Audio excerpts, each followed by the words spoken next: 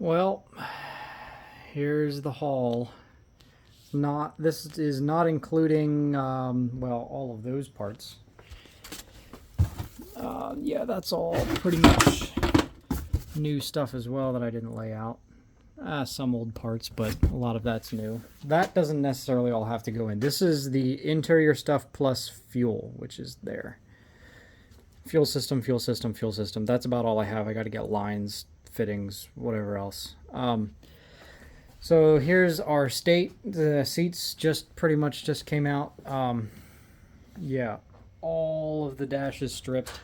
The carpet isn't out of it yet, but I have new carpet coming. That is not here yet. I have this undercoating. I mean, it's Dynamat, and I have some fancy underlayment that's going to go over top of that. Next thing is obviously carpet. This is all of the stuff that goes bad in an interior, pretty much, is what I kind of tried to do.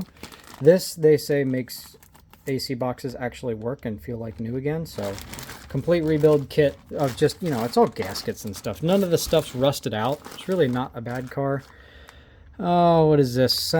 Gauge cluster, gaskets and seals and grommets, and this is a rebuild kit for the heater. It has the wheels on it to adjust the heat in the AC. Obviously, I got a whole stereo system. That is absolutely as big as it could possibly be. That's a 10-inch square in a truck-style box. It's the angled kind. And 4x10s, 4x6s. There's 1 amp. The other amp is not here. And I also have some tweeters coming yet. That'll be 2 sets, 3 sets of tweeters, but these 2 sets of tweeters probably won't even hardly be turned on. The other tweeters will do pretty much all of it. I'll only use those where I need to, because my second amp, that is just the sub amp. The primary amp is a DSP and will take care of everything. These I think are a little bit better than the factory ones, plus mine I think is rusted out. So I have that. I have fancy new balls for the vents that are shiny and aren't like cracked and rotting. Those were actually not that expensive. A flapper door for something. This is that's just speaker stuff. More gauge cluster gaskets. New plastic for the gauges in the center console. Shifter boot, brand new shifter boot. This is going to make it look so much nicer.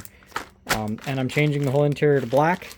Hence that. It was the ugly, ugly blue. The seats will not match, and that will probably be the last thing to change because I doubt this will work. But I got adhesion promoter plus this dye. This whole quart of dye was very expensive.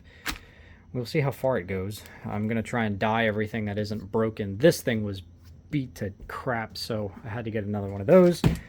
Bracket to go on that. Tape to do the seams from that thing. Every nut, bolt, and screw. This is a complete interior bolt kit, and then these are all the stuff that I think didn't come with that. Whole pack of speed nuts.